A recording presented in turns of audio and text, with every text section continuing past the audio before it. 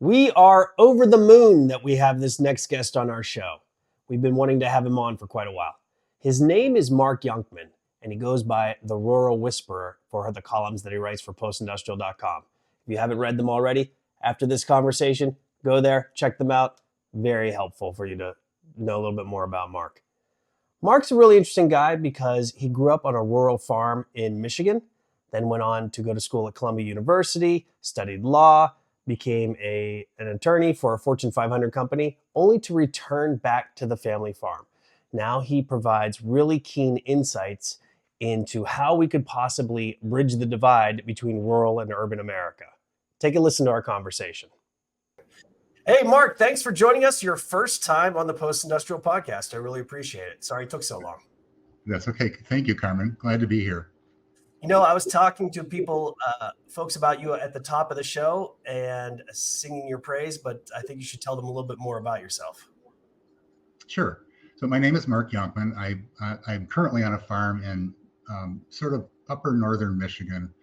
And it's the farm that my ancestors came over and homesteaded in the late 1870s when they opened homesteading into the Great Lakes region, which are sort of the top states of the post-industrial map. And I'm right now in the schoolhouse. It's a one-room schoolhouse that my great-great-great-grandparents helped build. And we're converting it in the process of converting it into a loft. But when I grew up, my younger years, we had an outhouse and a hand pump. My father was the last generation to farm with a team of horses. It was pretty much like the Amish. It was how that era was. And so it was, it's a difficult life, but you're living on the farm and working hard. I could not wait to get off the farm. So like a lot of kids then, I went to college, I went to law school. I lived in Brazil for a year. I lived in France for a year during college, and ended up at a law firm, and then later as general counsel of a Fortune 500 company in New York. So I never thought I would be coming back to the farm. And COVID hit, my parents passed away. I inherited the farm and came back. And surprisingly, I have really loved it here. Plus, it was a great place to be during COVID because you didn't really have any of the urban sorts of issues that you would have. But the other thing that then I started noticing was how this urban-rural divide has really become tenacious and sort of unnecessary in a lot of ways. And it occurred to me that back in the day, when you hired any 10 people, you got somebody who had both farm and military background, and that just doesn't happen anymore. And so a lot of the division that I see between the parties, part of that, and this is just a component, there's a lot of reasons for all of this, as you know, but part of it is urban and rural not understanding each other. And mostly on the part of urban not understanding rural, not the other way around. So I wrote a book and put down my thoughts, and now I've been getting more and more. That's the book, right? You can't quite get it in the right frame. That's right. Reclaim the Rural Vote and Win in 2024 by Mark Yonkman. We're going to get into that. Yeah. Go ahead. I'm sorry. I had to give you the shout out. Yes. And as you know, my name for the book was the Rural Whisperer, but my publicist wanted it to be more targeted to a specific group. So that's why you see on this podcast that it's a Rural Whisperer, which is what I wanted it to be. I love that. I was more, I'm more bringing the two sides together more than Democratic or Republican, but that's why I had that original title.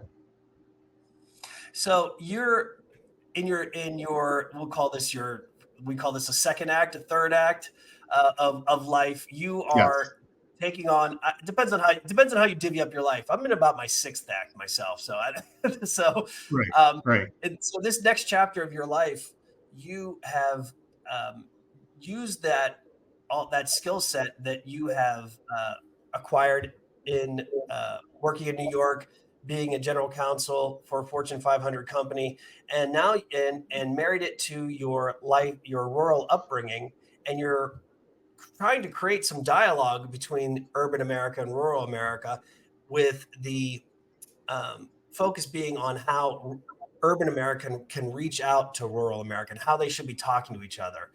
Yes. What's the greatest disconnect in your estimation between rural and urban America, and how can that be rectified? Well, the disconnect, I would say, is that is that urban America really isn't listening to rural America, and there are a lot of tropes out there that aren't exactly accurate.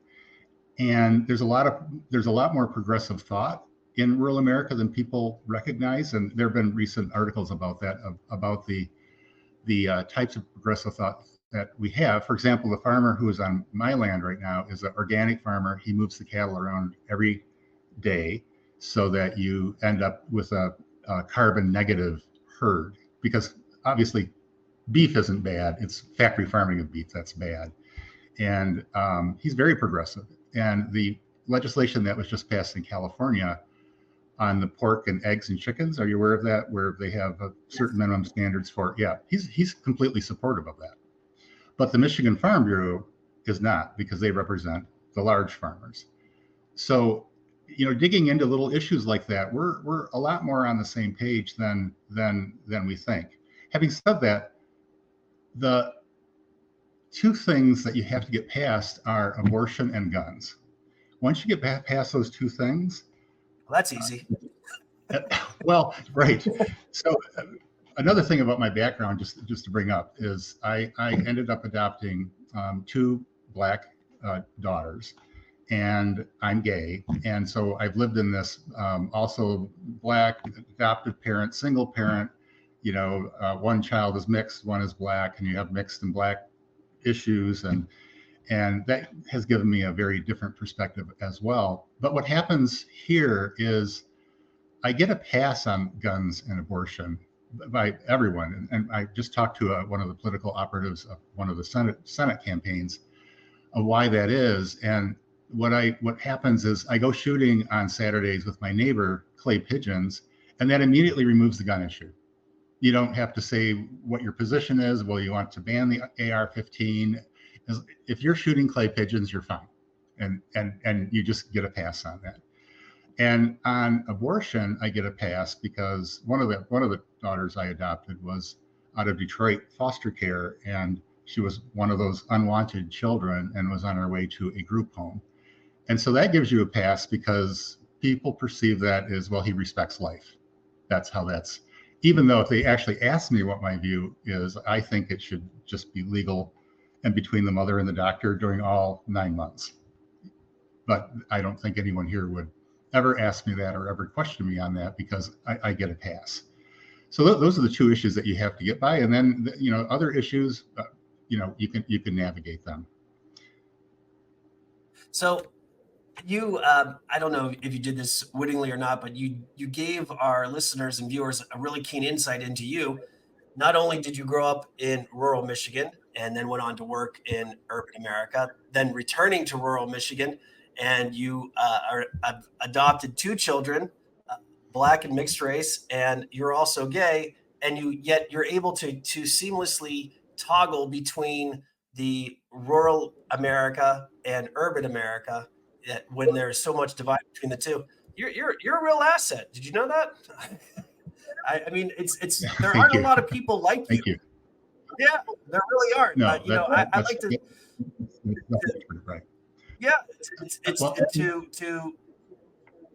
Go ahead. I'm sorry. I'm also, I was also part of the problem because when I moved back here to settle the estate, I sort of assumed I was not going to like it, that people were going to be terrible and difficult to be around. They wouldn't like more gay people than Black people because we're in the North, and Black and white is a different kind of issue up here. But I moved back and I'm looking around thinking, why it's so liberal here now? Like, why is there all this divide when rural America up here has moved completely to the center?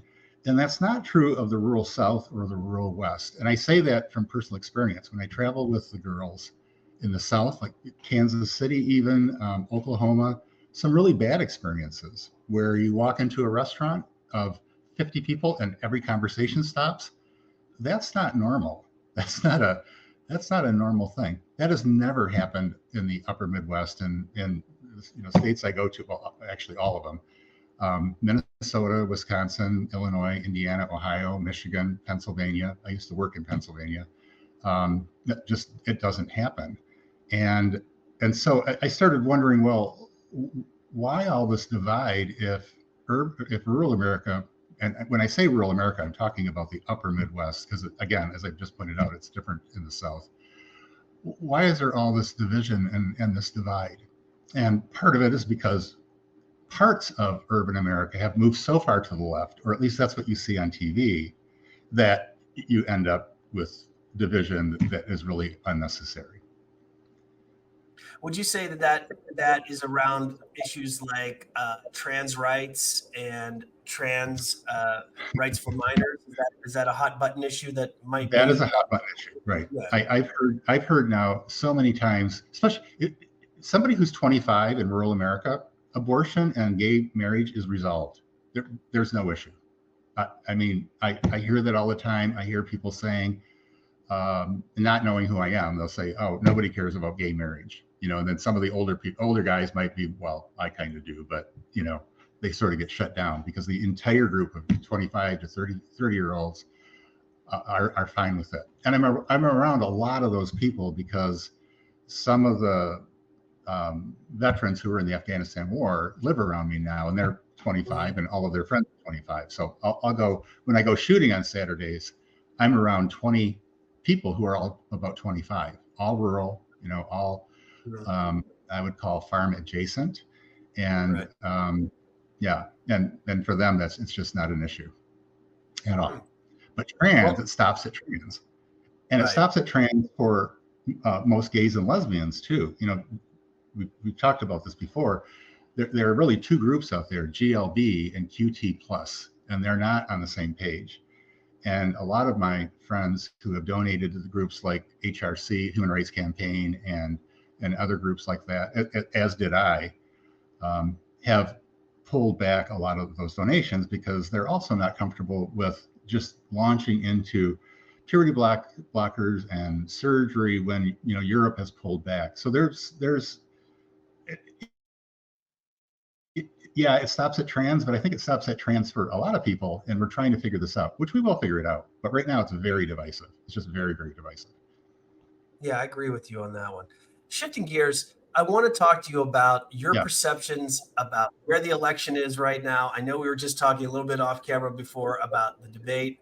Give me your 60-second take on what happened with the debate and what it's going to mean moving forward in this race. So the two things I really liked about the debate, in addition to everything else that all the pundits and everybody else has been talking about for the last 2 days, but two things that really struck me were, one, if you recall, I had suggested to the campaign that she always refer to her as commander-in-chief because people in rural America still refer to the president as commander-in-chief, and that she owns a gun, knows how to use a gun, knows what guns are about. And to my delight, during the debate, she referred to herself as commander-in-chief, and she made that statement that she and Walls are both gun owners. And I thought that was really, really important. Because again, you got to sort of get off the anti-gun page. And what she said wasn't pro-gun or anti-gun; it was just factual. Waltz and I are both gun owners. I thought that was huge. And on Wednesday, a lot of people picked up on that, and were super surprised that she owned a gun. And I thought, well, good. This took care of that little issue. The second thing I really liked that she did is when he was talking about abortions after birth, which obviously is not what that is, but there are situations where in month 7, maybe somebody who didn't have any prenatal care, the baby is only going to live another few days, or there are medical situations out there. And what I liked about Kamala Harris was, one of the things she said was, how dare you assume that a woman's going to carry a baby for 8.5 months and then suddenly decide to have an abortion? That does not happen. And I think that's exactly the right answer. That doesn't happen. Most abortions are in that initial 12-week period. And what we're talking about in months 6, 7, 8, or 9 are super rare occasions where there's some horrible medical thing. And to me, that's private between the woman and the doctor. That's not it was not appropriate for him to go there. And I just loved her comment on that. So I think at this point, and I've said this before, I think the election is hers to lose. We still have 2 months, but voting has already started, and she has been moving to the center. I think she needs to keep tacking to the center, and I think she has been doing that. And I think it's hers to lose right now. Despite the still strong support for Trump, and I see it around here, but the comments about Trump, even among Trump supporters, they're much more muted now. They're not as rah as they were before, because I think people were embarrassed by him during the debate. People who watched the debate anyway. So, but that could all change. Would that performance, his poor performance and her stellar performance, would that convince any folks in your immediate vicinity in Upper Michigan of voting for Kamala instead of Trump? In your estimation, just what do you hear? Yes, some, yes. I hear all the time from people, I would vote for a Democrat if they would nominate somebody who's reasonable. I hear that a lot. And, that group of people, because at the local level, people don't really care whether you run as a Democrat or a Republican so much, because they know you. And when they know you, that those labels kind of don't become that important. But having somebody go to the middle is rare, I think, and rare in their view, I think. And she has been doing that. So I think for that group of people, there are going to be some who will end up voting for her. And there's also, it's really difficult with people, because no one ever tells you what they're really thinking. They're telling you what they think you want to hear, or they're taking a strong stance, but really that's not, the person they are. And I suspect that there are people who say they're still voting for Trump who actually will vote for Kamala Harris, but they just will never say it, because there still is a sort of a general bias in favor of Republicans. So why get into any sort of argument? I'll just say I'm voting for Trump and then vote for Kamala Harris. Same thing happened the first time when people said that they were voting for Hillary, and as we saw, a lot more people voted for Trump. So you have that dynamic going on as well. I do think that the revenge vote is disappearing, and a revenge vote is where you actually like the for example, the Democratic candidate, but because of the slights that Democrats make to rural people, of which there are legions, that they'll vote against Democrats just to punish them, not because they think that candidate is good, but they'll do it to punish people. And I used to hear that a lot, and I don't hear that at all anymore. So that's good. You made a really interesting comment that I want to dig down on a little bit deeper, about how folks are looking to vote for someone in the middle. Now, the middle is an interesting phenomenon, because the middle changes, right?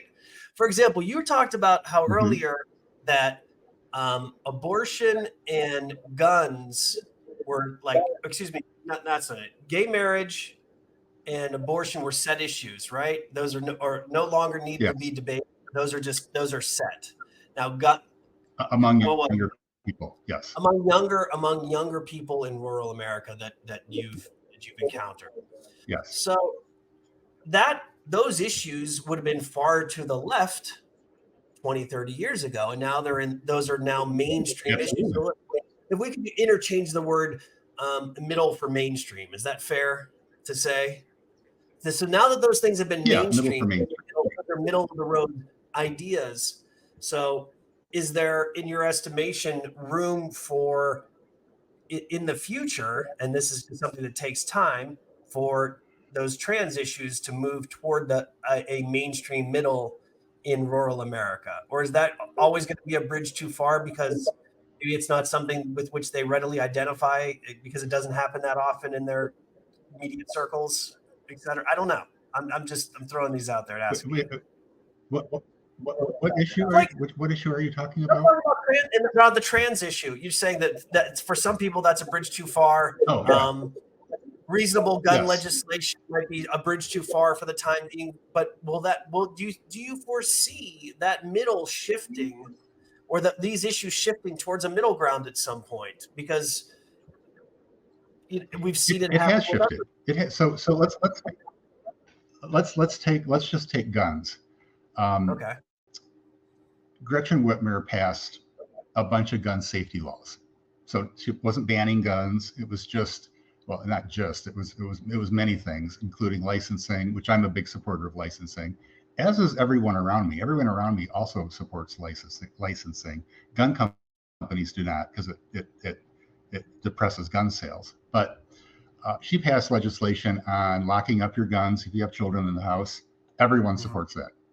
And when I say everyone, I'm talking about some people who are so gun crazy. I mean, the stereotype that you'd see on TV, those people do exist, and they're supportive of locking up guns with children. They absolutely are. And I took my daughter and I both took the CPL class, which is concealed pistol license in Michigan. And we took it because I inherited my father's service revolver from the war. And I really need a license if I ever want to take it to get cleaned and, put it in my car or whatever. So I thought, let's just get our CPL. Plus, I wanted to see what this was all about. And this was in the backwoods. It was all rural people. Every truck had a Trump sticker on it. And my daughter didn't want to go. I forced her to. And it was terrific. The two people training were, one was an Afghan veteran, and the other was a state cop. And they both said, we were against this legislation, but now that it's been rolled out, this is the best thing in the world for everyone, because in our classes that we've been teaching, like this one today, which was half women, by the way. So this is deep rural, and it's half women. People don't know gun safety things because they just buy a gun, and the worst thing you can do is just buy a gun, never shoot it, and put it in a drawer. That's your most dangerous person, and you don't want people like that. So this group of like very, very conservative people were fine with the legislation. So let's do more of that right now. Let's get that nationwide. I think that would be a great thing to do, and I think that is a place where rural has moved to the middle, and we're spending too much time focused on getting rid of the AR-15, which I don't care if you get rid of the AR-15, but these gun safety laws I think would do more to help, especially with children, and people aren't objecting to it. So I think that is happening. You wrote for us in your last column of the Rural Whisperer about how EVs are not really popular. The concept is not particularly popular in rural America because of the lack of EV infrastructure, and Kamala would be better off as president, Right. Pushing for more hybrid. Talk a little bit more about that, because that's a really interesting point. That Yes. I know you're in favor of doing everything we can to preserve the climate, but you're also talking about practical applications of the tech that we have, as it would serve people in rural America. Go ahead. Right. And so just to lead in with that, every farmer I know has solar panels everywhere. We all do, because why wouldn't you want free electricity? And the issue, though, is getting it where you need it and storing it. Batteries are super expensive. And a farmer is always thinking, what's my maintenance cost 10 years down the road when the battery dies? How much is that going to cost to replace? And anytime I buy anything, I still think that way. Even though I lived in urban America for years, I'm always thinking about what the replacement cost is and what the maintenance cost is. Having said that, I have tons of free power in my backyard. Why wouldn't I want to use that? So if I tell somebody I can take an existing truck and make it dual fuel, it can run on either electricity or gasoline, I can sell that truck to anyone. Anyone would buy that. Why wouldn't you want a truck that can run as much as possible on your free electricity outside? And if not, you can always use the gasoline engine. That's just complete flexibility and resilience. And anybody would be in favor of that. And I think that we've done a disservice. And the chairman of Toyota, he makes this point all the time. We're putting these huge batteries in cars because people are concerned about range. And so you want to have a car that can go 350 miles. That's, 10% of the people actually need that. I certainly wouldn't need it on the farm. I don't drive more than 15 miles a day ever.